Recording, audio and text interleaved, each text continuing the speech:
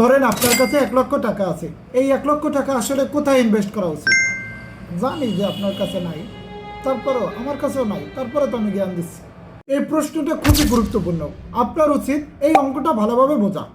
দুনিয়ায় যতগুলো ইনভেস্টমেন্টের অপশন আছে, এর মধ্যে যেইগুলো সেফ, সেটার মধ্যে কোনোটাই আপনাকে 10%-এর বেশি অ্যানুয়াল রিটার্ন দেবে না। যদি কেউ আপনাকে 10%-এর বেশি অ্যানুয়াল রিটার্ন দেওয়ার প্রমিস করে, ওইটা খুব আনসেফ একটা জিনিস। আপনার ওই 1 লক্ষ টাকাও চলে যাওয়ার একটা চান্স আছে।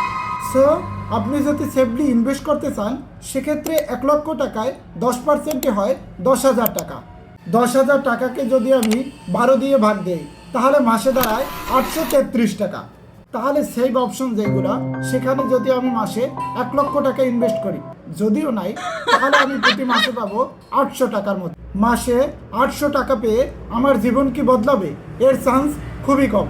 তাহলে আমার কি করা উচিত?